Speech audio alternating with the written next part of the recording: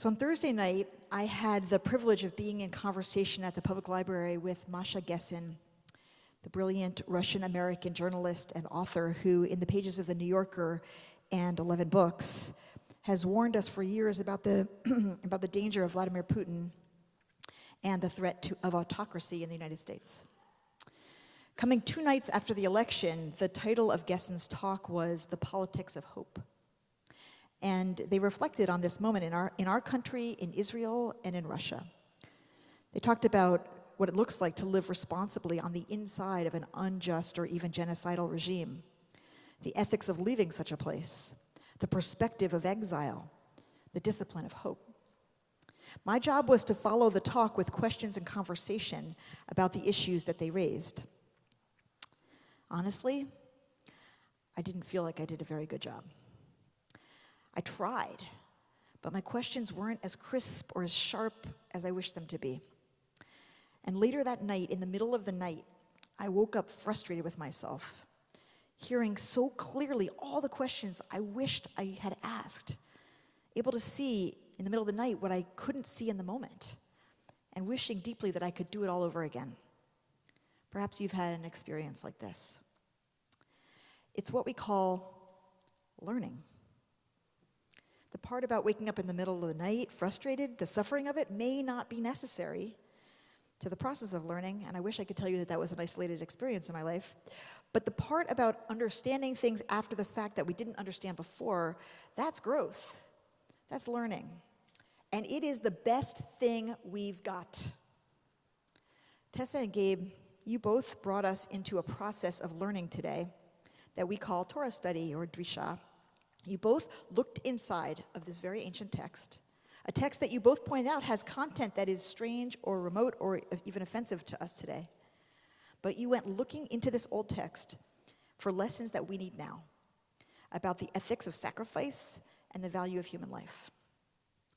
Another perspective on the question you asked, Tessa, is whether everyone deserves a second chance, a chance to keep learning and growing, even if they've done terrible things.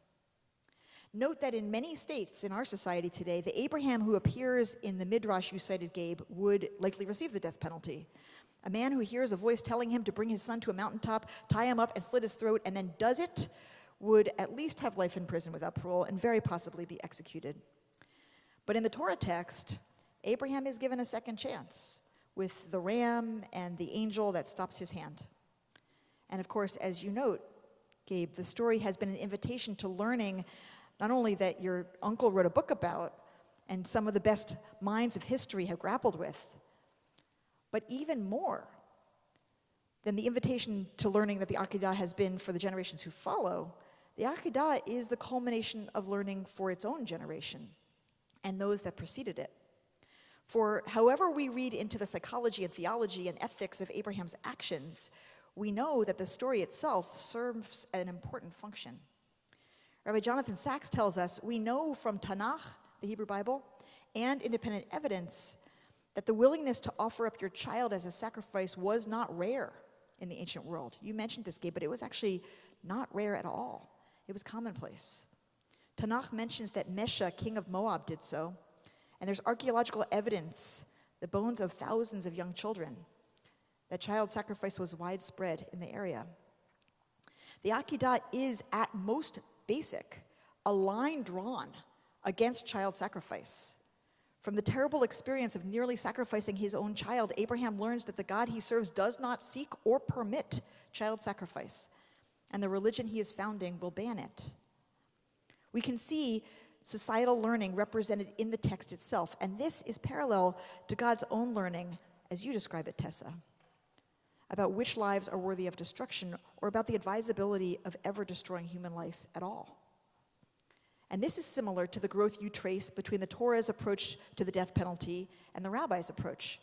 The rabbi's approach was likely influenced by their experience of the Greek and then Roman conquest, where they saw firsthand the immorality of state power. They watched lives taken capriciously and vindictively. They learned through the murders of thousands, including many of their colleagues and friends, some of the leading lights of their generation, that they could not support state-sanctioned execution, that extreme restraint is required when one has the power to take life. You can see other examples of learning in Tanakh and rabbinic writings on matters as diverse as property inheritance for women, the abolition of slavery, and ending idolatry. What we see when we trace all of these issues is that learning is not linear. We do not learn in a straight line. It always includes steps forward and steps backward.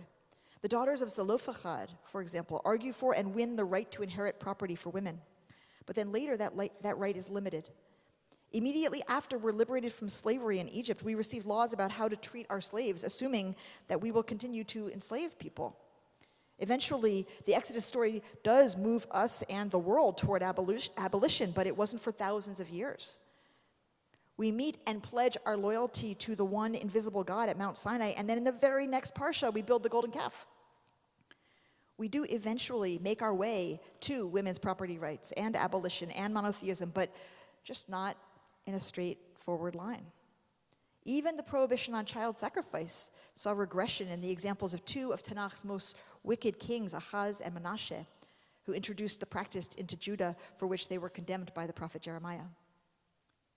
Psychologists argue about the role of adversity in human learning and development. There's no question that post-traumatic, stress-related, or what's called adversarial growth is real.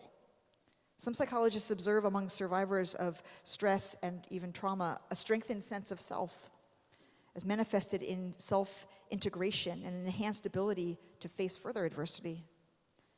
Also, it's seen as the development of compassion and acceptance of others, and often a desire to contribute oneself to the growth of the society. But other psychologists note that trauma can do the opposite. It can inhibit growth by trapping us in the past or shutting us down from emotion and reason.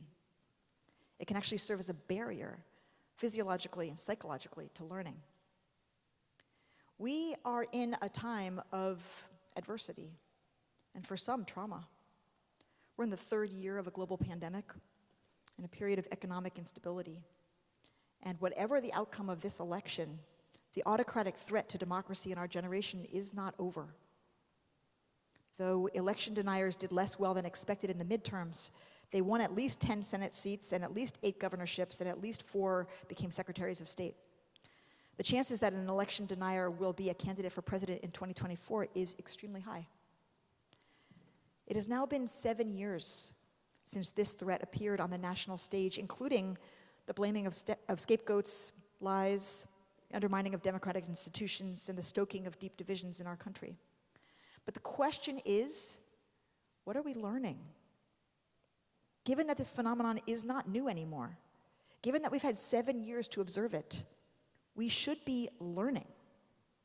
Not just repeating the same stuck ideas about us versus them, or retrenching into old positions about how right we are or how superior. We should be humbling ourselves and learning.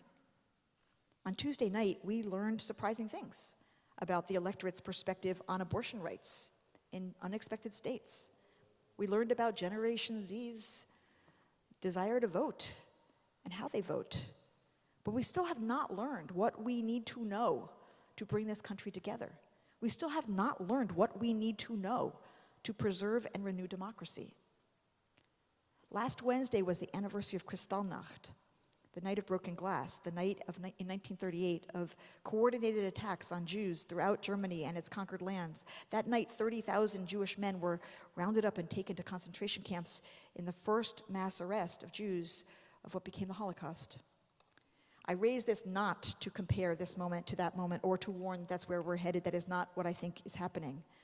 I raise it because volumes were written post-Holocaust, and yet we still have so much learning to do about why human beings succumb to fascist messages and how to heal ourselves from those vulnerabilities. We still have so much to learn about our own role in creating the conditions that lead to those vulnerabilities. We still have so much to learn about how to use adversity for growth instead of retrenchment. We still have so much to learn about what causes the backward steps in our development amidst progress and how to minimize the harm of those backward steps when they come. May we humble ourselves in this moment and become learners, avid learners, so that despite our failings, maybe even because of our failings, we learn the lessons God learned in Torah. We learn Abraham's lessons. We learn the rabbi's lessons about why and how to preserve and honor life. Shabbat shalom. Shabbat shalom, Yishakach.